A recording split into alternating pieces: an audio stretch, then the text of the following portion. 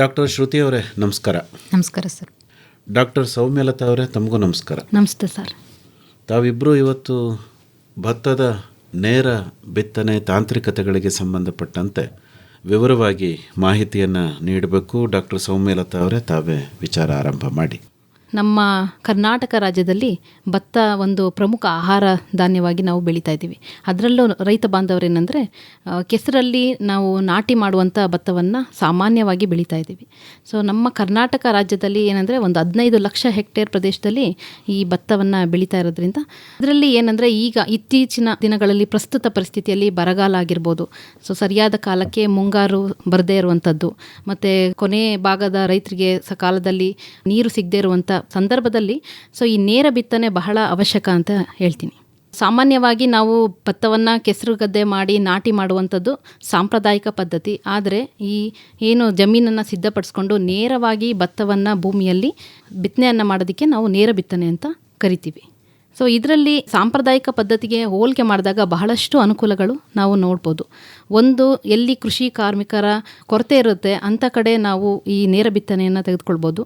ಇನ್ನೊಂದು, ಕಡಿಮೆ ಖರ್ಚಿನಲ್ಲಿ, ಅಂದರೆ ಆ ಭತ್ತವನ್ನು ಉತ್ಪಾದನೆ ಮಾಡುವಲ್ಲಿ ಖರ್ಚನ್ನು ಕಡಿಮೆ ಮಾಡ್ಕೋಬೇಕು ಅಂದರೆ ಈ ನೇರ ಬಿತ್ತನೆಯನ್ನು ನಾವು ತೆಗೆದುಕೊಳ್ಬೋದು.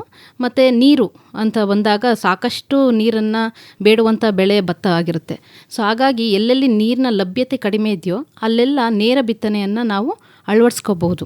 ಸೊ ಇದಿಷ್ಟು ಈ ನೇರ ಬಿತ್ತನೆಯಲ್ಲಿ ಅನುಕೂಲಗಳು ಅಂತಲೇ ಹೇಳ್ಬೋದು. ಈ ನೇರ ಬಿತ್ತನೆಯಲ್ಲಿ 3 ಥರ ವಿಧಗಳಿದ್ದಾವೆ. ಒಂದು, ಕೆಸರು ಗದ್ದೆಯನ್ನು ಮಾಡಿಕೊಂಡು ಡ್ರಮ್ ಸೀಡರಿಂದ ನೇರ ಬಿತ್ತನೆಯನ್ನು ಮಾಡುವಂಥದ್ದು. ಇನ್ನೊಂದು, ಅರೆ ನೀರಾವರಿ ಪದ್ಧತಿ ಅಂತ ಹೇಳ್ತೀವಿ. ಅಲ್ಲಿ ಜಮೀನಿನಲ್ಲಿ ನೇರವಾಗಿ ಒಂದು 3/4 ಅಡಿ ಅಥವಾ 1 ಅಡಿ ಅಂತರದಲ್ಲಿ 2 ರಿಂದ 3 ಬೀಜಗಳನ್ನು ಹೂಡುವಂಥದ್ದು ಗುಣಿಗಳಿಗೆ. ಸೊ ಮತ್ತೊಂದು ಅಂದರೆ ಒಣ ಬೇಸಾಯ ಪದ್ಧತಿ ಅಂತ ಹೇಳ್ತೀವಿ.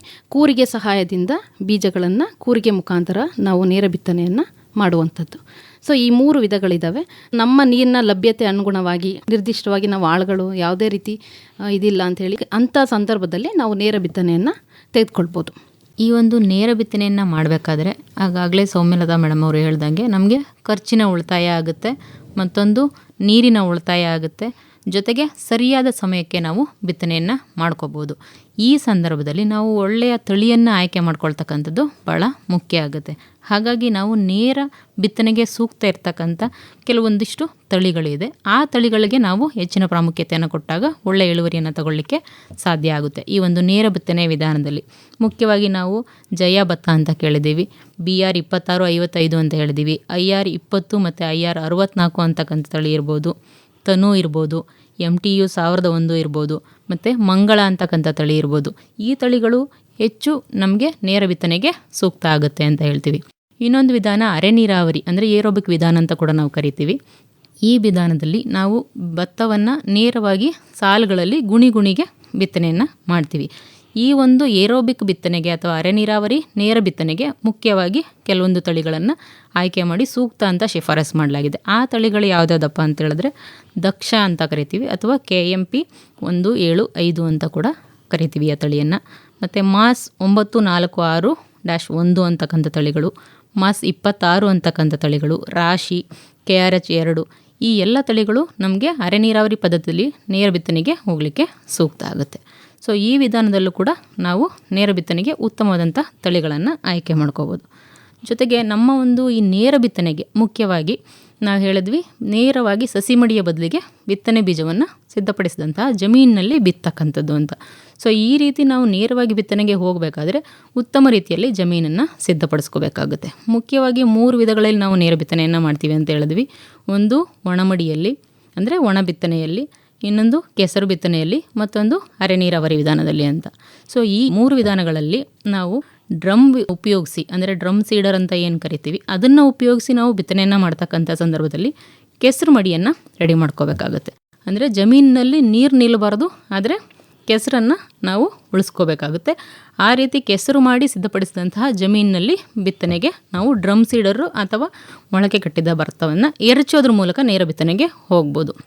ಅದೇ ರೀತಿ ಇನ್ನು ಅರೆ ನೀರಾವರಿ ಪದ್ಧತಿ ಅಥವಾ ಒಣ ಬೇಸಾಯ ಕೂರಿಗೆ ಸಹಾಯದಿಂದ ಬಿತ್ತನೆ ಮಾಡ್ತಕ್ಕಂಥದ್ದು ಅಂತ ಏನು ಹೇಳಿದ್ವಿ, ಇಲ್ಲಿ ನಾವು ಜಮೀನನ್ನು 2-3 ಬಾರಿ ಉಳುಮೆ ಮಾಡಿ ಸಮತಟ್ಟಾಗಿ ಸಿದ್ಧಪಡಿಸಿದಂತಹ ಜಮೀನಿನಲ್ಲಿ ನೇರವಾಗಿ ನಾವು ಕೂರಿಗೆಯನ್ನು ಬಳಸಿ ಸಾಲು ಬಿತ್ತನೆಯನ್ನು ಮಾಡ್ಬೋದು. ಅಥವಾ ಅರೆ ನೀರಾವರಿ ವಿಧಾನದಲ್ಲಿ ಒಂದು 3/4 ಅಡಿಯಿಂದ 1 ಅಡಿ ಸಾಲುಗಳ ಅಂತರದಲ್ಲಿ ಪ್ರತಿ ಗುಣಿಗೆ 2ರಿಂದ 3 ಬೀಜದ ರೀತಿಯಲ್ಲಿ ನಾವು ಬಿತ್ತನೆಯನ್ನು ಮಾಡ್ತಕ್ಕಂಥದ್ದು. ಬಿತ್ತನೆ ಮಾಡಿದಂತಹ ಒಂದು 15 ದಿನಗಳಲ್ಲಿ ಹೆಚ್ಚುವರಿ ಪೈರುಗಳೇನಾದರೂ ಇದ್ದರೆ, ಅಂದರೆ ಒಂದೊಂದು ಸರಿ ನಾವು ಬಿತ್ತನೆ ಮಾಡ್ಬೇಕಾದ್ರೆ ಹೆಚ್ಚು ಬೀಜಗಳನ್ನ ಹಾಕ್ಬಿಟ್ಟಿರ್ತೀವಿ, ಆ ರೀತಿ ಇದ್ದರೆ ಹೆಚ್ಚುವರಿಯಾಗಿ ಬಂದಿರತಕ್ಕಂಥ ಸಸ್ಯಗಳನ್ನ ತೆಗಿತಕ್ಕಂಥದ್ದು ಭಾಳ ಉತ್ತಮ ಅಂತ ಹೇಳ್ತೀವಿ. ಸೊ ಈ ರೀತಿಯಲ್ಲಿ ನಾವು ಜಮೀನನ್ನು ಸಿದ್ಧಪಡಿಸ್ಕೊಂಡು ಬಿತ್ತನೆಗೆ ಹೋಗಬೇಕಾಗುತ್ತೆ. ಇನ್ನು ಇದರ ನಂತರ ನಾವು ಒಳ್ಳೆ ತಳಿಯನ್ನು ಆಯ್ಕೆ ಮಾಡಿಕೊಂಡ ನಂತರ ಜಮೀನನ್ನು ಬಿತ್ತನೆಗೆ ಸಿದ್ಧಪಡಿಸ್ಕೊಂಡ ನಂತರ ಉತ್ತಮ ರೀತಿಯಲ್ಲಿ ನಾವು ಬೀಜೋಪಚಾರವನ್ನು ಮಾಡ್ಕೊಳ್ತಕ್ಕಂಥದ್ದು ಭಾಳ ಮುಖ್ಯ ಆಗುತ್ತೆ.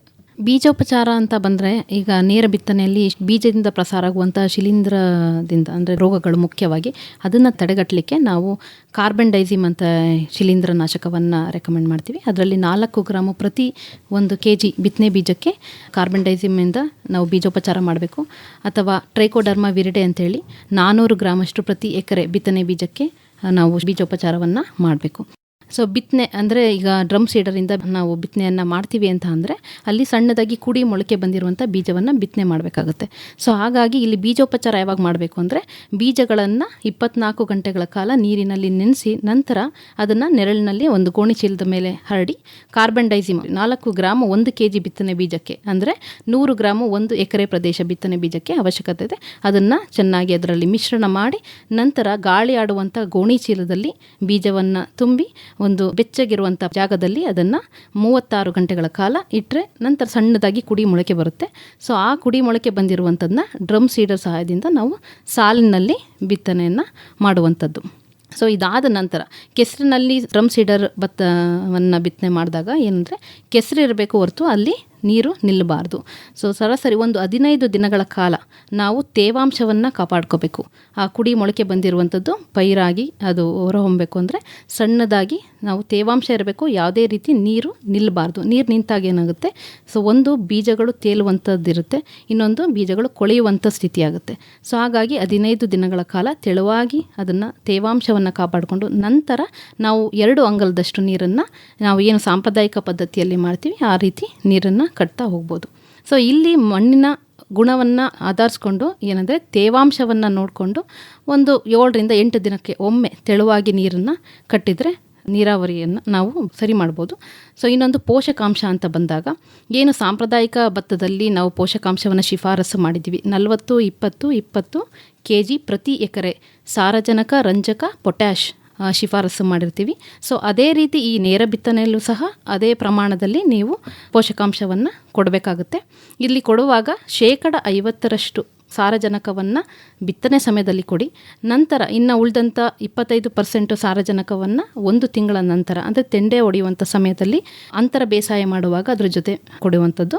ಇನ್ನು 25% ಸಾರಜನಕವನ್ನು ಗರ್ಭಾಂಕುರವಾದಂಥ ಹಂತದಲ್ಲಿ ಕೊಡಬೇಕಾಗುತ್ತೆ. ಸೊ ಅದೇ ರೀತಿ ಸಿಂಗಲ್ ಸೂಪರ್ ಫಾಸ್ಫೇಟ್ ಅಂತ ಹೇಳ್ತೀವಿ ಅಥವಾ ರಂಜಕ ಅಂತ ಹೇಳ್ತೀವಿ. ಸೊ ಈ ರಂಜಕವನ್ನು 100% ಬಿತ್ತನೆ ಸಮಯದಲ್ಲಿ ಕೊಡಿ. ಇನ್ನು ಪೊಟ್ಯಾಷ್ನ 2 ಕಂತುಗಳಲ್ಲಿ ಕೊಡ್ತೀವಿ. 50% ಬಿತ್ತನೆ ಸಮಯದಲ್ಲಿ, ಇನ್ನು ಉಳಿದಂಥ 50%ನ 1 ತಿಂಗಳ ನಂತರ ಅದನ್ನು ಭೂಮಿಗೆ ಸೇರಿಸುವಂಥದ್ದು. ಸೊ ಅದೇ ರೀತಿ ಅರೆ ನೀರಾವರಿ ಪದ್ಧತಿಯಲ್ಲಿ ಪ್ರಮುಖವಾಗಿ ಲಘು ಪೋಷಕಾಂಶಗಳ ಕೊರತೆ ಎದ್ದು ಕಾಣ್ತವೆ. ಸೊ ಒಂದು ಬಿತ್ತನೆ ಆದ 30ರಿಂದ 40 ದಿನದಲ್ಲಿ ಯಾವುದಾದ್ರೂ ಒಂದು ಲಘು ಪೋಷಕಾಂಶ ಕೊರತೆ, ಹಳದಿ ಆಗಿರ್ಬೋದು ಎಲೆಗಳು, ಅಂಥ ಸಮಯದಲ್ಲಿ ನೀವು ಪ್ರಮುಖವಾಗಿ ಏನಂದರೆ ಕಬ್ಬಿಣದ ಸಲ್ಫೇಟನ್ನು ಕೊಡಬೇಕಾಗುತ್ತೆ. ಸೊ ಕಬ್ಬಿಣದ ಸಲ್ಫೇಟ್ ಅಂದರೆ 1 ಗ್ರಾಮು ಪ್ರತಿ ಲೀಟರ್ ನೀರಿಗೆ ಮಿಶ್ರಣ ಮಾಡಿ ಸಿಂಪರಣೆ ಮಾಡುವಂಥದ್ದು. ಇಲ್ಲಾಂದರೆ ಏನು ಮಲ್ಟಿ ಮೈಕ್ರೋನ್ಯೂಟ್ರಿಯೆಂಟ್ ಮಿಕ್ಸ್ಚರ್ ಅಂತ ಹೇಳ್ತೀವಿ, ಅದರಲ್ಲಿ ಬೋರಾನ್ ಆಗಿರ್ಬೋದು, ಸತು ಆಗಿರ್ಬೋದು, ಮ್ಯಾಂಗನೀಸ್ ಆಗಿರ್ಬೋದು, ಇವೆಲ್ಲ ಪೋಷಕಾಂಶಗಳು ಇರುವಂಥದ್ದು. ಅದನ್ನು 5 kg ಪ್ರತಿ ಎಕರೆಗೆ ಕೊಟ್ಟಿಗೆ ಗೊಬ್ಬರದ ಜೊತೆ ಬಿತ್ತನೆ ಸಮಯದಲ್ಲಿ ಮಣ್ಣಿನಲ್ಲಿ ಮಿಶ್ರಣ ಮಾಡಿದ್ರೆ ಯಾವುದೇ ರೀತಿ ಪೋಷಕಾಂಶಗಳ ಕೊರತೆಯನ್ನು ಕಂಡು ಬರೋದಿಲ್ಲ ಅರೆ ನೀರಾವರಿ ಭತ್ತದಲ್ಲಿ ಪ್ರಮುಖವಾಗಿ. ಸೊ ಇದಿಷ್ಟು ಪೋಷಕಾಂಶಗಳ ನಿರ್ವಹಣೆ ಆಗಿರ್ಬೋದು. ನಮ್ಮದು ಗ್ರಾಮಗಳಿಂದ ಕೂಡಿದ ದೇಶ. ಗ್ರಾಮ ಉದ್ಧಾರವಾದರೆ ದೇಶ ಉದ್ಧಾರವಾದಂತೆ. ಬೆಳೆಯುವ ಮಣ್ಣು ತಿನ್ನುವ ಅನ್ನ ಸಾವಯವದಲ್ಲಿ ಇರಲಣ್ಣ. ಸಮಗ್ರ ಕೃಷಿಗೆ ನೀರಿನ ಮಿತಿಗೆ ತುಂತುರು ಹನಿಗಳ ಬಳಸೋಣ. ಮೈಸೂರು ಆಕಾಶವಾಣಿಯ ಕೃಷಿರಂಗ ಕಿಸಾನ್ ವಾಣಿಯಲ್ಲಿ ಪ್ರತಿ ಮಂಗಳವಾರ ಸಂಜೆ 6:50 ಪ್ರಸಾರವಾಗಲಿದೆ ಸಮಗ್ರ ಗ್ರಾಮೀಣ ಅಭಿವೃದ್ಧಿ ಕುರಿತ ಬಾನುಲಿ ಸರಣಿ ನಾವು ನಮ್ಮೂರು. ನಾವು ನಮ್ಮೂರು ನಮ್ಮ ಬದುಕಿನ ತವರೂರು. ಮಣ್ಣು ನೀರು ಗಾಳಿ ಬೆಳಕು ಕೊಟ್ಟಿ ಹಸಿರಿಯೂರು. ಗ್ರಾಮೀಣಾಭಿವೃದ್ಧಿ ಯೋಜನೆ ಕುರಿತ ಸಂವಾದ, ತಜ್ಞರೊಂದಿಗೆ ಮಾತುಕತೆ, ನೇರ ಫೋನ್ ಇನ್ ಕಾರ್ಯಕ್ರಮಗಳು ಸರಣಿಯ ವಿಶೇಷ. ಮನೆ ಮನೆಗೂ ಶೌಚಾಲಯ, ಊರಿಗೊಂದು ಗ್ರಂಥಾಲಯ, ದುಡಿಯುವ ಕೈಗೆ ಉದ್ಯೋಗ, ಗ್ರಾಮೋದ್ಧಾರಕ್ಕೆ ಸರಾಗ. ಮರೆಯದೆ ಆಲಿಸಿ. ಪ್ರತಿ ಮಂಗಳವಾರ ಸಂಜೆ 6:50 ಕೃಷಿರಂಗ ಕಿಸಾನ್ ವಾಣಿಯಲ್ಲಿ ಸಮಗ್ರ ಗ್ರಾಮೀಣ ಅಭಿವೃದ್ಧಿ ಕುರಿತ ಬಾನುಲಿ ಸರಣಿ ನಾವು ನಮ್ಮೂರು. ನಾವು ನಮ್ಮೂರು, ನಮ್ಮ ಬದುಕಿನ ತವರೂರು. ಮಣ್ಣು ನೀರು ಗಾಳಿ ಬೆಳಕು ಕೊಟ್ಟಿ ಹಸಿರಿಯೂರು. ಇನ್ನು ನಾವು 3 ವಿಧಾನದಲ್ಲಿ ನೇರ ಬಿತ್ತನೆಯನ್ನು ಮಾಡ್ಬೋದು. ಕೂರಿಗೆ ವಿಧಾನದಲ್ಲಿ, ಡ್ರಮ್ ಸೀಡರ್ನಲ್ಲಿ ಮತ್ತು ಅರೆ ನೀರಾವರಿಯ ನೇರ ಬಿತ್ತನೆ ವಿಧಾನದಲ್ಲಿ ಅಂತ ಹೇಳಿದ್ವಿ. ಈ 3 ವಿಧಾನಗಳಲ್ಲಿ ನಾವು ಯಾಕೆ ಪ್ರತ್ಯೇಕವಾಗಿ ಅದನ್ನು ನೋಡ್ತೀವಿ ಅನ್ನೋದಾದರೆ, ಒಂದು ಬಿತ್ತನೆ ಬೀಜದ ಉಳಿತಾಯ ನಮಗೆ ಈ ಒಂದು ನೇರ ಬಿತ್ತನೆಯಲ್ಲಿ ಆಗುತ್ತೆ ಅಂತ ಹೇಳಿದ್ವಿ. ಕೂರಿಗೆ ಬಿತ್ತನೆಯಲ್ಲಿ ನಾವು 25ರಿಂದ 30 kg ಬಿತ್ತನೆಗೆ ಪ್ರತಿ ಎಕರೆಗೆ ಹೋಗ್ತೀವಿ. ಅದೇ ರೀತಿ ನಾವು ಡ್ರಮ್ ಸೀಡರನ್ನು ಬಳಕೆ ಮಾಡ್ಕೋಬೇಕಾದ್ರೆ 15ರಿಂದ 20 kg ಬಿತ್ತನೆ ಬೀಜ ಬೇಕಾಗುತ್ತೆ. ಇನ್ನು ನೇರವಾಗಿ ನಾವು ಬೀಜವನ್ನು ಪ್ರತಿ ಗುಣಿಗೆ ಕೈಯಲ್ಲಿ ಊರೋದ್ರ ಮೂಲಕ ಬಿತ್ತನೆ ಮಾಡೋದಾದರೆ ನಮಗೆ ಎಕರೆಗೆ 2ರಿಂದ 3 kg ಬಿತ್ತನೆ ಬೀಜ ಬೇಕಾಗುತ್ತೆ. ಸೊ ಈ ರೀತಿ ಮಾಡೋದ್ರಿಂದ ನಮಗೆ ಸಾಂಪ್ರದಾಯಿಕ ವಿಧಾನದಲ್ಲಿ ನಾವು ಏನು ಕೆಸರು ಮಡಿ ಬೆಳೆಸಿ ನಾಟಿ ಮಾಡಿ ಬಿತ್ತನೆ ಬೀಜವನ್ನು ಪೈರುಗಳಾಗಿ ಬಳಸಿ ನಾಟಿ ಮಾಡ್ತಕ್ಕಂಥ ವಿಧಾನಕ್ಕೆ ಹೋಲಿಕೆ ಮಾಡಿದಾಗ ನಮಗೆ ಇದರಲ್ಲಿ 20ರಿಂದ 30% ಬಿತ್ತನೆ ಬೀಜ ಬೇರೆ ಬೇರೆ ವಿಧಾನಗಳಲ್ಲಿ ಉಳಿತಾಯ ಆಗೋಂಥದ್ದನ್ನು ನಾವು ನೋಡ್ಬೋದು. ಈ ರೀತಿ ನಾವು ಬಿತ್ತನೆ ಮಾಡಿದಾಗ ಸಾಂಪ್ರದಾಯಿಕ ವಿಧಾನಕ್ಕಿಂತ ಒಂದು 8ರಿಂದ 10 ದಿನಗಳ ಮೊದಲೇ ನಾವು ಈ ವಿಧಾನದಲ್ಲಿ ಕಟಾವಿಗೆ ಬರುತ್ತೆ ಅಂತಕ್ಕಂಥದ್ದನ್ನು ಕೂಡ ನೋಡ್ಬೋದು. ಯಾಕಂದರೆ ನಮಗೆ ಸಾಂಪ್ರದಾಯಿಕ ವಿಧಾನದಲ್ಲಿ ಸಸಿ ಮಡಿಯಿಂದ ಪೈರನ್ನ ಕಿತ್ತು ಮುಖ್ಯ ಭೂಮಿಗೆ ನಾವು ನಾಟಿ ಮಾಡಿದಾಗ ಆ ಒಂದು ಮುಖ್ಯ ಭೂಮಿಗೆ ಹೊಂದ್ಕೊಳ್ಳೋಕ್ಕೆ ಪೈರಿಗೆ ಸಾಕಷ್ಟು ಸಮಯ ಬೇಕಾಗುತ್ತೆ. ಸೊ ನಾವು ಇಲ್ಲಿ ನೇರ ಬಿತ್ತನೆಯಲ್ಲಿ ಮುಖ್ಯವಾಗಿ ಯಾವ ಜಮೀನಿನಲ್ಲಿ ನಾವು ಬೆಳಿಬೇಕು ಅಂತಿದ್ದೀವೋ ಅದೇ ಜಮೀನಿಗೆ ಬೀಜವನ್ನು ಬಿತ್ತೋದ್ರಿಂದ ಅಲ್ಲಿ ಸದೃಢವಾಗಿ ಪೈರು ನಿಲ್ಲುತ್ತೆ. ಜೊತೆಗೆ 8ರಿಂದ 10 ದಿನಗಳಿಗೆ ಮುಖ್ಯವಾಗಿ ಮುಂಚಿತವಾಗಿ ಕಟಾವಿಗೆ ಬರ್ತಕ್ಕಂಥದ್ದನ್ನು ನಾವು ನೋಡ್ಬೋದು. ಇನ್ನು ಕಳೆ ನಿರ್ವಹಣೆ ಅಂತ ಬಂದರೆ ಇಲ್ಲಿ ಪ್ರಮುಖವಾಗಿ ಸಾಂಪ್ರದಾಯಿಕ ಪದ್ಧತಿಗೆ ಹೋಲಿಕೆ ಮಾಡಿದಾಗ ಕಳೆಗಳು ಯಥೇಚ್ಛವಾಗಿ ಕಂಡುಬರ್ತದೆ. ಏಕೆಂದರೆ ಒಣ ಬೇಸಾಯ ಆದ್ದರಿಂದ. ಸೊ ಹಾಗಾಗಿ ಮೊದಲ 30ರಿಂದ 40 ದಿನಗಳ ಕಾಲ ನಾವು ಸಂದಿಗ್ಧ ಹಂತಗಳು ಅಂತ ಕರಿತೀವಿ. ಆ ಹಂತದಲ್ಲಿ ನಾವು ಸರಿಯಾದ ರೀತಿ ಕಳೆ ನಿರ್ವಹಣೆಯನ್ನು ಮಾಡಿದ್ರೆ ನಾವು ಹೆಚ್ಚಿನ ಇಳುವರಿಯನ್ನು ಪಡಲಿಕ್ಕೆ ಸಾಧ್ಯ ಆಗುತ್ತೆ.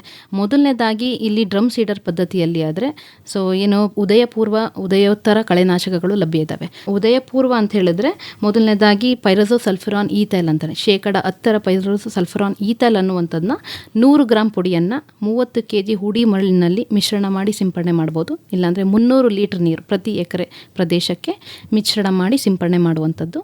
ಸೊ ಅದಾದ ನಂತರ ಇದನ್ನು ಬಿತ್ತನೆ ಮಾಡಿದ ಮೊದಲ 3ರಿಂದ 5 ದಿನದ ಒಳಗಡೆ ಸಿಂಪಡಣೆ ಮಾಡಬೇಕು. ಸೊ ನಂತರ ಒಂದು 15ರಿಂದ 20 ದಿನದ ಒಳಗೆ ಬೆನ್ಸಲ್ಫರಾನ್ ಮೀಥೈಲ್ ಪ್ಲಸ್ ಪ್ರೆಟೆಲಾ ಕ್ಲೋರ್ ಅಂತ ಲಾಂಡೆಕ್ಸ್ ಪವರ್ ಅಂತೇಳಿ ಸಿಗುತ್ತೆ. ಸೊ ಅದು 4 kg ಪ್ರತಿ ಎಕರೆ ಪ್ರದೇಶಕ್ಕೆ 30 kg ಹುಡಿ ಮರಳಿನಲ್ಲಿ ಮಿಶ್ರಣ ಮಾಡಿ ನಾವು ಎರಚೋದ್ರಿಂದ ಸೊ ಕಳೆ ನಿರ್ವಹಣೆ ಆಗುತ್ತೆ. ಒಂದು ಇನ್ನು ಅರೆ ನೀರಾವರಿ ಪದ್ಧತಿ ಅಂತ ಬಂದಾಗ ಮೊದಲನೇದಾಗಿ ಅದೇ ಪೈರಜೋಸಲ್ಫರಾನ್ ಈಥೈಲ್ ಅಂಥೇಳಿ 100 ಗ್ರಾಂ ಪುಡಿಯನ್ನು ನಾವು ಮಿಶ್ರಣ ಮಾಡಿ ಸಿಂಪಡಣೆ ಮಾಡುವಂಥದ್ದು. ಅದ್ರ ಜೊತೆಗೆ ಪ್ರೆಟಿಲಾ ಕ್ಲೋರ್ ಅಂತಲೂ ಸಿಗುತ್ತೆ. ಅದನ್ನು ಸಹ 400 ಮಿಲಿಯಷ್ಟು ಪ್ರಿಟಿಲಾ ಕ್ಲೋರನ್ನು 30 kg ಹುಡಿ ಮರಳಿನಲ್ಲಿ ಮಿಶ್ರಣ ಮಾಡಿ 3 ದಿನದ ಒಳಗಡೆ ಅದನ್ನು ಸಿಂಪಡಣೆ ಮಾಡಬೇಕು. ಅದ್ರ ಜೊತೆಗೆ ಅರೆ ನೀರಾವರಿ ಪದ್ಧತಿಯಲ್ಲಿ ಪ್ರಮುಖವಾಗಿ ಅಂತರ ಬೇಸಾಯವನ್ನು ಮಾಡಬೇಕು. ಸೊ ಬಿತ್ತನೆ ಆದ 15ರಿಂದ 20 ದಿನದ ನಂತರ ಒಂದು 2ರಿಂದ 3 ಬಾರಿ 40-45 ದಿನದ ಒಳಗಡೆ ಅಂತರ ಬೇಸಾಯವನ್ನು ಮಾಡುವಂಥದ್ದು ಬಹಳ ಉತ್ತಮ. ಯಾಕೆ ಅಂದರೆ ಅರೆ ನೀರಾವರಿ ಭತ್ತ ಆದ್ದರಿಂದ ಮಣ್ಣನ್ನು ಸಡಿಲ ಮಾಡಬೇಕು. ಮಣ್ಣಿನ ಸಡಿಲ ಮಾಡಿದಷ್ಟು ಬೇರಿನ ಬೆಳವಣಿಗೆ ಹೆಚ್ಚಾಗುತ್ತೆ ಮತ್ತು ತೆಂಡೆ ಹೊಡೆಯುವಂಥದ್ದು ಸಂಖ್ಯೆಗಳು ಸಹ ಹೆಚ್ಚಾಗೋದ್ರಿಂದ ಮತ್ತು ಕಳೆಗಳನ್ನ ಅಲ್ಲೇ ನಾವು ತಿರುವಾಕೋದ್ರಿಂದ ಸಾವಯವ ಅಂಶವೂ ಸಹ ಹೆಚ್ಚಾಗುತ್ತೆ. ಸೊ ಹಾಗಾಗಿ ಅರೆ ನೀರಾವರಿ ಭತ್ತದಲ್ಲಿ ಉದಯಪೂರ್ವ ಕಳೆನಾಶಕ ಜೊತೆಗೆ ಅಂತರ ಬೇಸಾಯ ಎಡೆಕುಂಟೆ ಆಯಿಸುವಂಥದ್ದು ಬಹಳ ಮುಖ್ಯವಾದಂಥ ಒಂದು ಅಂಶ. ಇನ್ನು ಮಣ್ಣಿನಲ್ಲಿ ನಾವು ಬೇರೆ ಬೇರೆ ವಿಧಾನಗಳಲ್ಲಿ ನೇರ ಬಿತ್ತನೆಗೆ ಹೋದಾಗ ಯಾವ ರೀತಿ ತೇವಾಂಶವನ್ನು ಕಾಪಾಡ್ಕೋಬೇಕು ಅನ್ನೋದ್ರ ಬಗ್ಗೆ ಈಗಾಗಲೇ ಒಂದು ವಿಚಾರನ ಅವ್ರು ಹೇಳಿದ್ರು. ನಾವು ಯಾವಾಗ ಡ್ರಮ್ ಸೀಡರ್ಗೆ ಹೋಗ್ತೀವಿ ಅಲ್ಲಿ ಮೊದಲ 15 ದಿನಗಳಲ್ಲಿ ಕೆಸರು ಮಾತ್ರ ನಾವು ನೋಡ್ಕೋಬೇಕು. ನೀರು ನಿಲ್ಲಬಾರ್ದು, ಯಾಕಂದರೆ ಬೀಜಗಳು ತೇಲಬಾರ್ದು. ಆ ನಂತರ ನಾವು ಸಾಂಪ್ರದಾಯಿಕ ಪದ್ಧತಿ ಅಂತಲೇ ಪೈರು ಬೆಳವಣಿಗೆ ಆದಮೇಲೆ ಸುಮಾರು 2 ಅಂಗ್ಲದಷ್ಟು ನೀರನ್ನ ನಿಲ್ಲಿಸಿ ನಾವು ನೀರಾವರಿಯನ್ನು ನಿರ್ವಹಣೆ ಮಾಡ್ಬೋದು. ಇನ್ನು ಅರೆ ನೀರಾವರಿ ಪದ್ಧತಿ ಮತ್ತು ಕೂರಿಗೆ ವಿಧಾನಕ್ಕೆ ಬಂದಾಗ ಮಣ್ಣಿನ ತೇವಾಂಶಕ್ಕೆ ಅನುಗುಣವಾಗಿ 5-6 ದಿನಗಳಿಗೊಮ್ಮೆ ಅಥವಾ 1 ವಾರಕ್ಕೊಮ್ಮೆ ನಾವು ಮಣ್ಣಿಗೆ ಅಗತ್ಯ ಇರತಕ್ಕಂಥ ತೇವಾಂಶವನ್ನು ಕೊಟ್ಕೋಬೋದು. ಸೊ ಈ ರೀತಿ ನಾವು ನೀರನ್ನ ನಿರ್ವಹಣೆಯನ್ನು ಮಾಡ್ಕೋಬೋದಾಗುತ್ತೆ.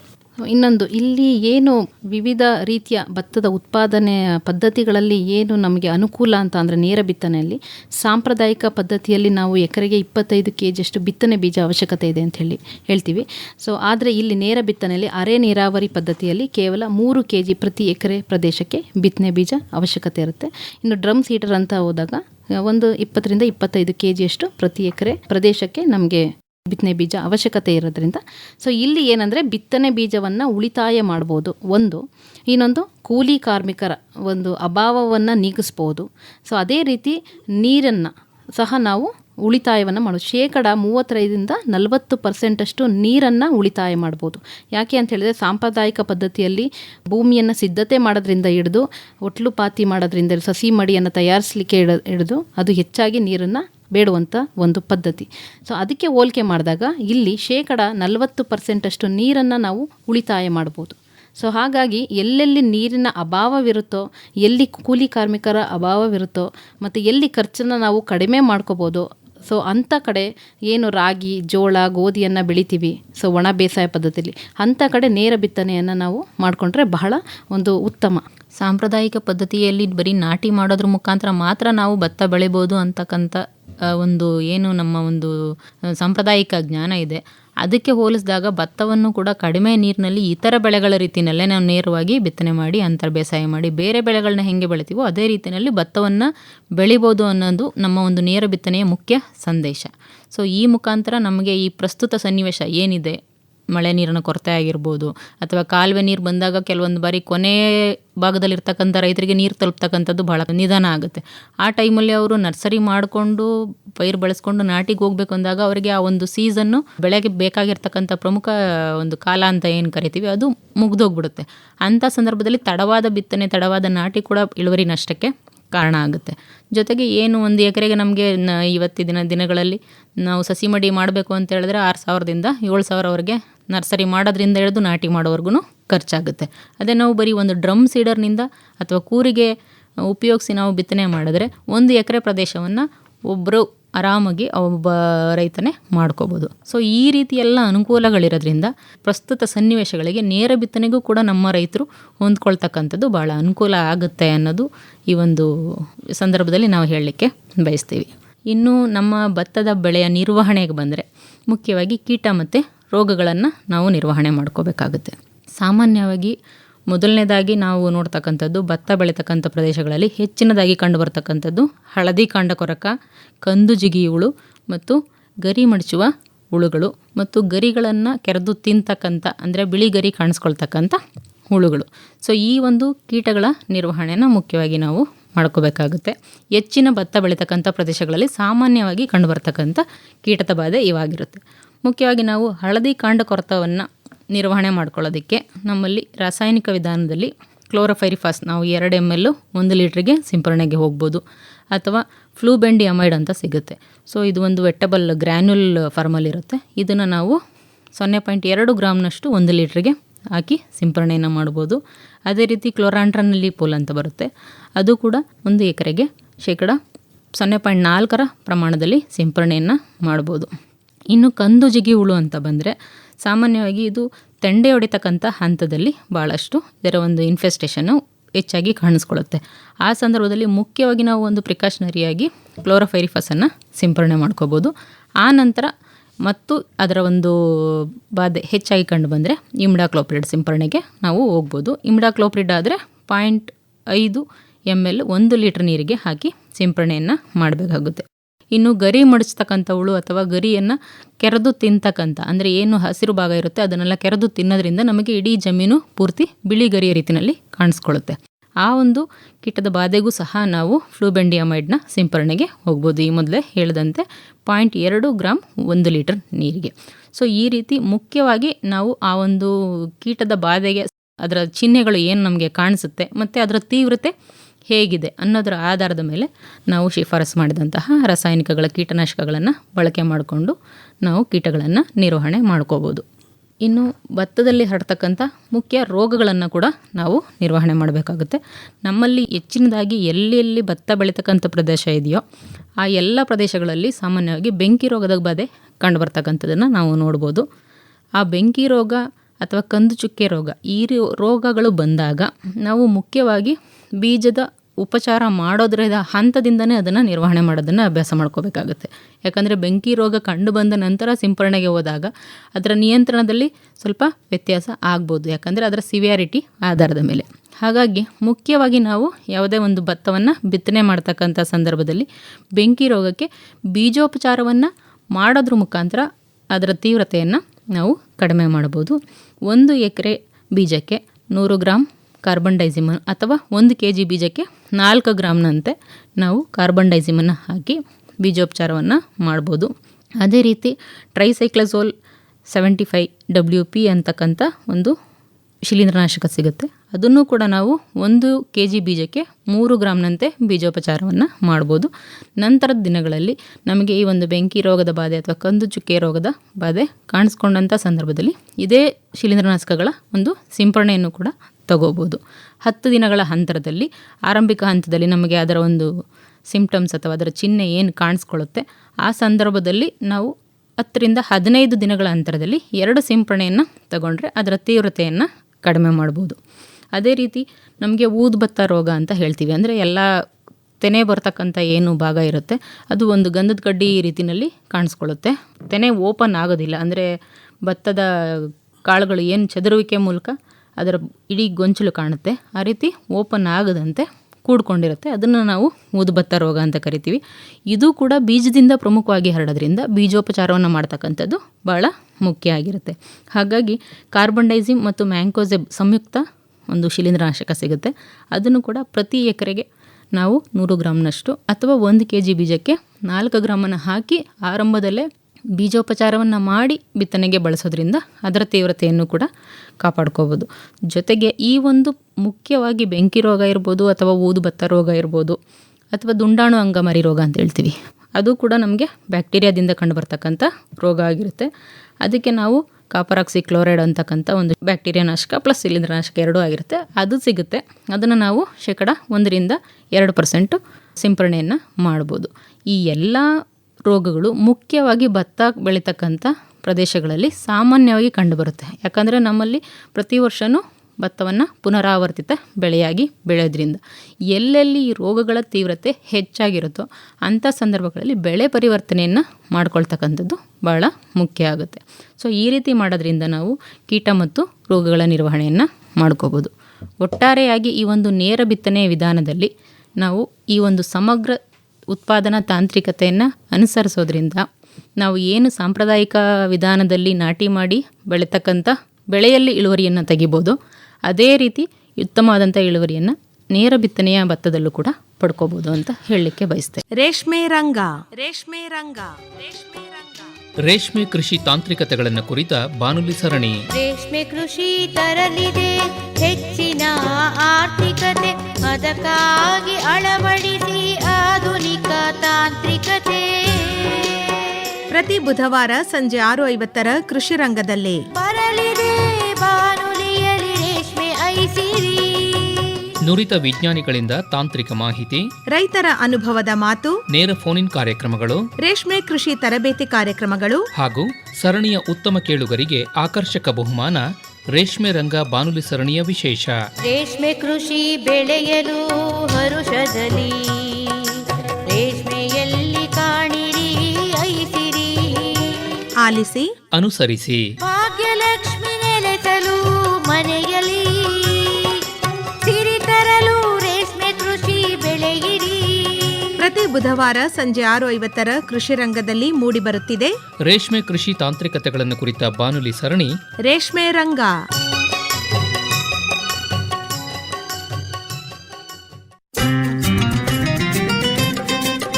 ಹಣ್ಣು ಹೊನ್ನು, ತೋಟಗಾರಿಕೆ ಬೆಳೆಗಳಲ್ಲಿ ಸಮಗ್ರ ಬೇಸಾಯ ಕ್ರಮಗಳು ಮತ್ತು ಸುಸ್ಥಿರ ಕೃಷಿಯ ಬಾನುಲಿ ಸರಣಿ. ಹಣ್ಣು ಕೊಂಬುವ ಬನ್ನಿರಿ, ಚನ್ನ ಬಾಲಕೃಷ್ಣನೆಂಬ ಕನ್ನಗೊನೆ ಬಾಳೆಹಣ್ಣು ಹಣ್ಣು ಕೊಂಬುವ ಬನ್ನಿರಿ. ಪ್ರತಿ ಗುರುವಾರ ಸಂಜೆ 6:50 ಕೃಷಿರಂಗ ಕಿಸಾನ್ ವಾಣಿಯಲ್ಲಿ ತೋಟಗಾರಿಕೆ ಬೆಳೆಗಳಲ್ಲಿ ಅತ್ಯಾಧುನಿಕ ತಾಂತ್ರಿಕತೆಗಳ ಅಳವಡಿಕೆ, ಇಲಾಖೆ ಯೋಜನೆಗಳ ಸದ್ಬಳಕೆ, ಕೊಯ್ಲೋತ್ತರ ತಂತ್ರಜ್ಞಾನಗಳು ಹಾಗೂ ಮೌಲ್ಯವರ್ಧನೆಯ ಮಾಹಿತಿ, ತಂತ್ರಜ್ಞರು ಹಾಗೂ ಅಧಿಕಾರಿಗಳೊಂದಿಗೆ ನೇರ ಫೋನ್ ಇನ್ ಕಾರ್ಯಕ್ರಮ, ಉತ್ತಮ ಕೇಳುಗರ ಆಯ್ಕೆಗೆ ಮುಕ್ತ ಪರೀಕ್ಷೆ ಸರಣಿಯ ವಿಶೇಷ.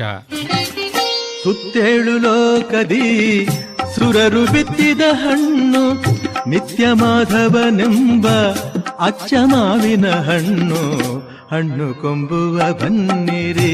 ಮರೆಯದೇ ಕೇಳಿ ಪ್ರತಿ ಗುರುವಾರ ಸಂಜೆ 6:50 ಕೃಷಿರಂಗ ಕಿಸಾನ್ ವಾಣಿಯಲ್ಲಿ ತೋಟಗಾರಿಕೆ ಬೆಳೆಗಳಲ್ಲಿ ಸಮಗ್ರ ಬೇಸಾಯ ಕ್ರಮಗಳು ಹಾಗೂ ಸುಸ್ಥಿರ ಕೃಷಿಯ ಬಾನುಲಿ ಸರಣಿ ಹಣ್ಣು ಹೊನ್ನು. ಹಣ್ಣು ಕೊಂಬುವ ಬನ್ನಿರಿ.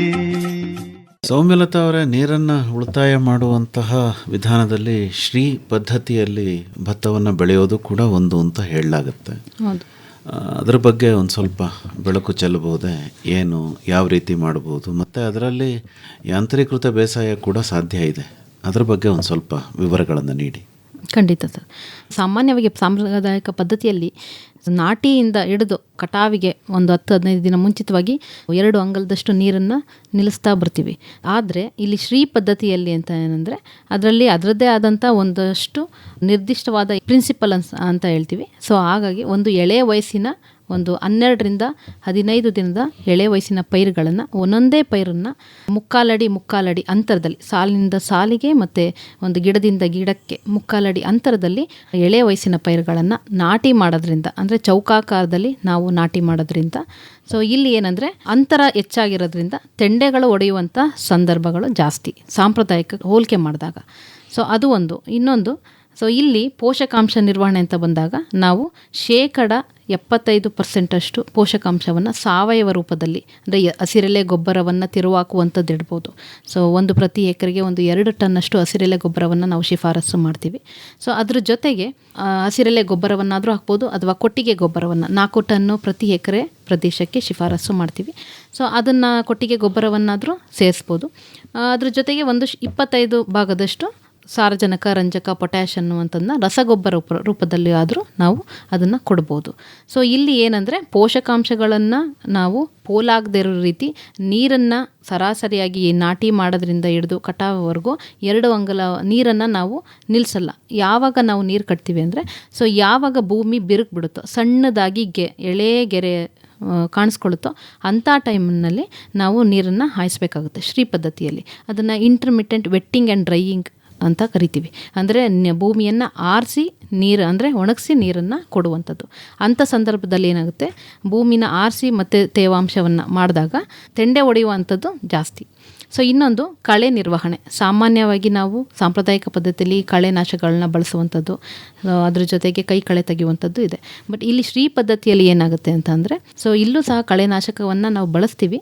ಸೊ ಅದ್ರ ಜೊತೆಗೆ ಕೋನೋವೀಡರ್ ಅನ್ನೋವಂಥದ್ದನ್ನ ನಾವು ನಾಟಿ ಮಾಡಿದ 15 ದಿನದ ನಂತರ 10 ದಿನ ಅಂತರದಲ್ಲಿ 3 ಬಾರಿ ನಾವು ಕೋನೋವೀಡರ್ನ ಬಳಸ್ಬೋದು.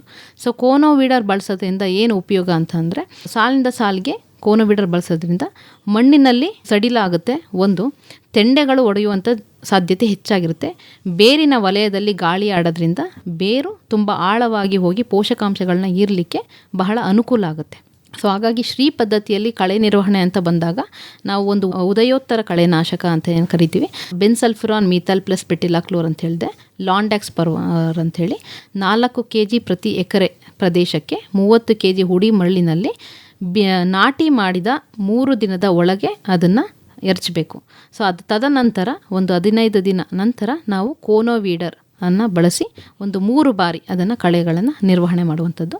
ಇನ್ನು ನಾಟಿ ಸಮಯದಲ್ಲಿ ತೆಳುವಾಗಿ ನೀರನ್ನು ನಿಲ್ಲಿಸಿರುವಂಥದ್ದು, ಏನು ಸಾಂಪ್ರದಾಯಿಕ ಪದ್ಧತಿಯಲ್ಲಿ ನಾವು ನರ್ಸರಿಯನ್ನು ಮಾಡ್ಕೊಳ್ತೀವಿ, ಸೊ ಅದೇ ರೀತಿ ನಾವು ಮಾಡ್ತೀವಿ. ಅಲ್ಲಿ ಏನಂದರೆ ಸಾಂಪ್ರದಾಯಿಕ ಪದ್ಧತಿಯಲ್ಲಿ ನಾವು ನಾಟಿ ಮಾಡುವಂಥ ಜಾಗ ಇದೆಯಲ್ಲ, ಸೊ ಅದು ಜಾಸ್ತಿ ಬೇಕಾಗುತ್ತೆ. ಸೊ ಬಟ್ ಇಲ್ಲಿ ಶ್ರೀ ಪದ್ಧತಿಯಲ್ಲಿ ನಮಗೆ ಕಡಿಮೆ ಜಾಗದಲ್ಲಿ ನಾವು ನರ್ಸರಿಯನ್ನು ಮಾಡ್ಕೊಳ್ಳೋದು. ಯಾಕೆ ಅಂತ ಅಂದರೆ, ಇಲ್ಲಿ 1 ಎಕರೆ ಪ್ರದೇಶಕ್ಕೆ 3 kg ಬಿತ್ತನೆ ಬೀಜದ ಅವಶ್ಯಕತೆ ಇದೆ. ಅದೇ ಸಾಂಪ್ರದಾಯಿಕ ಪದ್ಧತಿಯಲ್ಲಿ ತೆಗೆದುಕೊಂಡಾಗ 1 ಎಕರೆ ಪ್ರದೇಶಕ್ಕೆ 25 kgಯಷ್ಟು ಬಿತ್ತನೆ ಬೀಜದ ಅವಶ್ಯಕತೆ ಇದೆ. ಸೊ ಇಲ್ಲಿ ಬಿತ್ತನೆ ಬೀಜದ ಉಳಿತಾಯ ಮಾಡ್ಬೋದು. ಇನ್ನೊಂದು ಎಳೆಯ ವಯಸ್ಸಿನ ಪೈರನ್ನು ನಾಟಿ ಮಾಡೋದ್ರಿಂದ ಇಲ್ಲಿ ತೆಂಡೆ ಹೊಡೆಯುವಂಥ ಸಾಧ್ಯತೆ ಹೆಚ್ಚಿರುತ್ತೆ. ಹೆಚ್ಚು ತೆಂಡೆ ಹೊಡೆದಾಗ ಏನಾಗುತ್ತೆ, ತೆನೆಗಳ ಸಂಖ್ಯೆ ಹೆಚ್ಚಾಗುತ್ತೆ. ಕಾಳುಗಳ ಸಂಖ್ಯೆ ಹೆಚ್ಚಾದಾಗೆ ಒಂದು ಉತ್ಪಾದನೆಯನ್ನು ಹೆಚ್ಚಿಗೆ ಮಾಡ್ಕೋಬೋದು. ಅಂದರೆ ಕೋನೋವೀಡರ್ ಒಂದೇನಾ ಯಾಂತ್ರೀಕರಣ ಅಂದರೆ, ಅಥವಾ ಬೇರೆ ಇನ್ನೂ ಇದು ಏನಾದರೂ?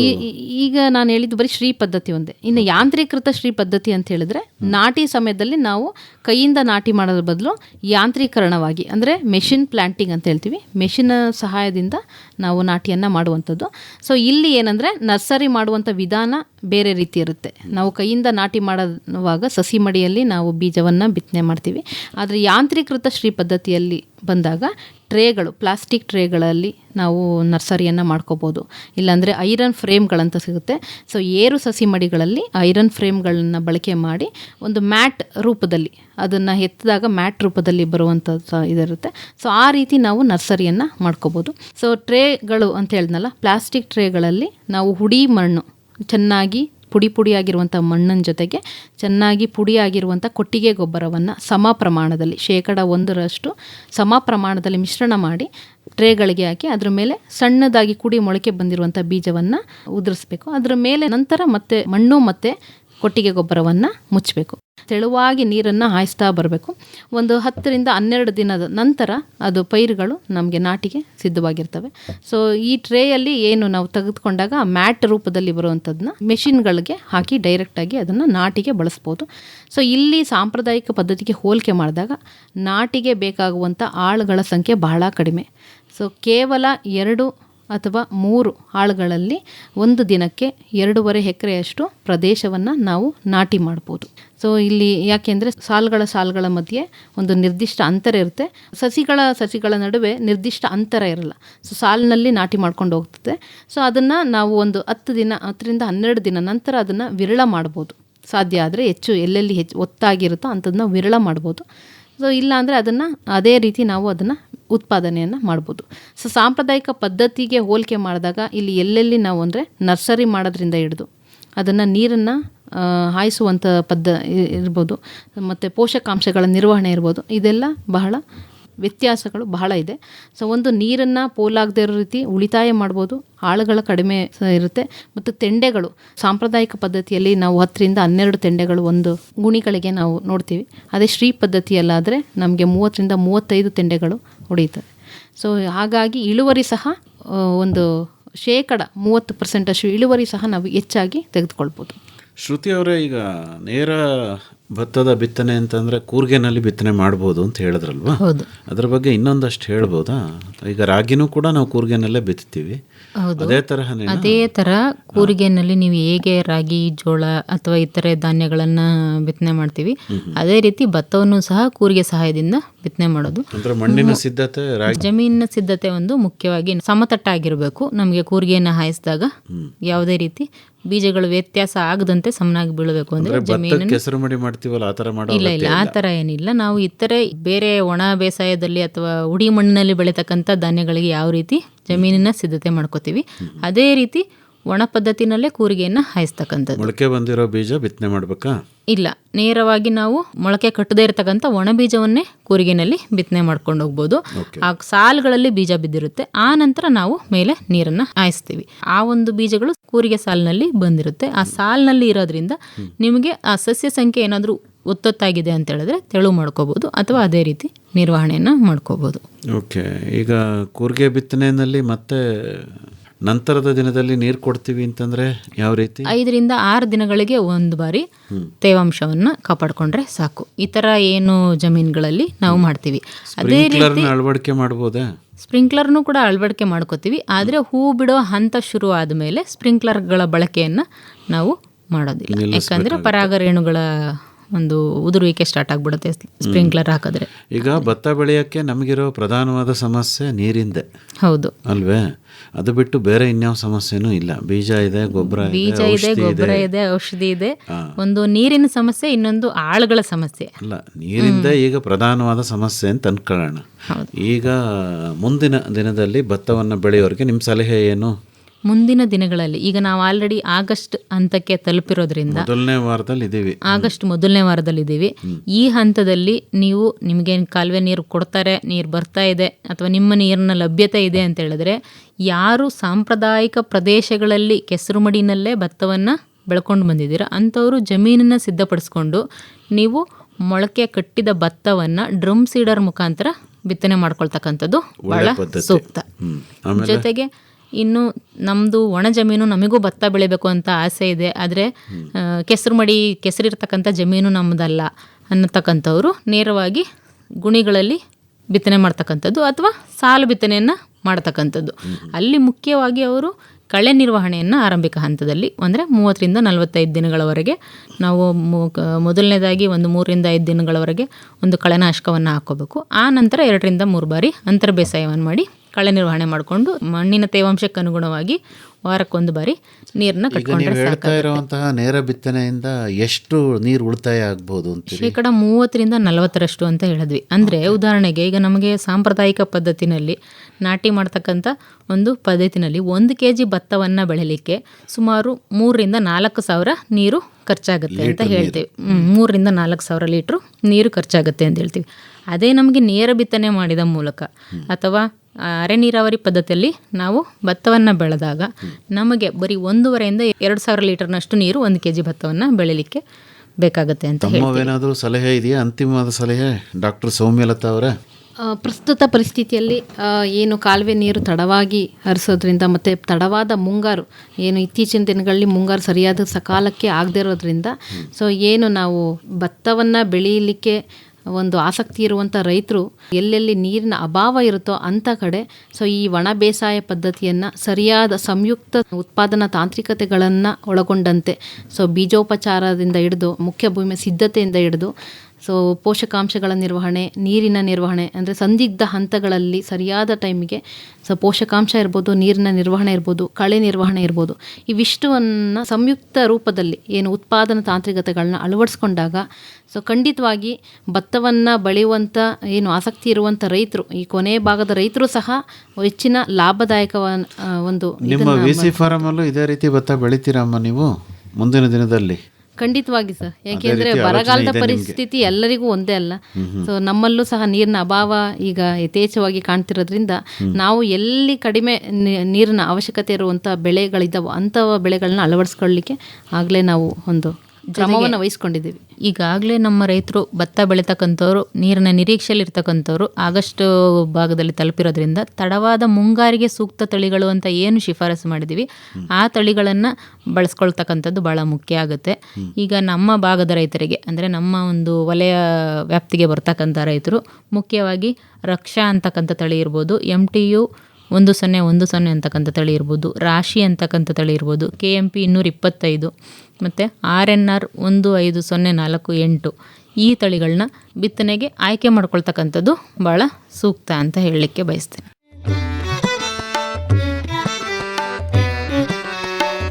ಕೃಷಿ ನಿರಂತರ, ಹಾಗೆ ಕಲಿಕೆಯೂ ನಿರಂತರ. ಕೃಷಿಗೆಲ್ಲಿದೆ ಅಂತ್ಯ, ಆರಂಭವೇ ನಿತ್ಯ. ಹೊಸ ಪೀಳಿಗೆ ಯುವ ಶಕ್ತಿಗೆ ಮುನ್ನಡೆಯಲು ಬೇಕು.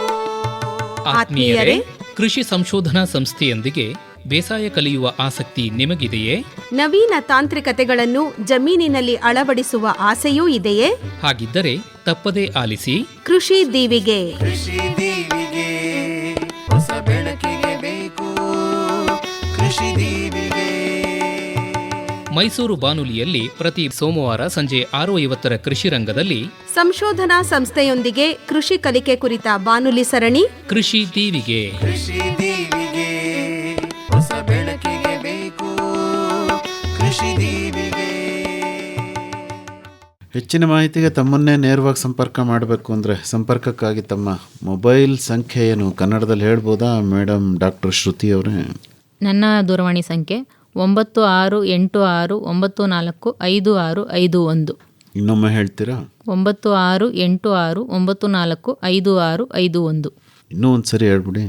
9686945651. ತಮ್ಮದು ಡಾಕ್ಟರ್ ಸೌಮ್ಯಲತಾ ಅವರೇ? 9916035254. ಇನ್ನೊಮ್ಮೆ? 9916035254. ಇನ್ನೂ ಒಂದು ಸರಿ ಹೇಳ್ಬಿಡಿ. 9916035254.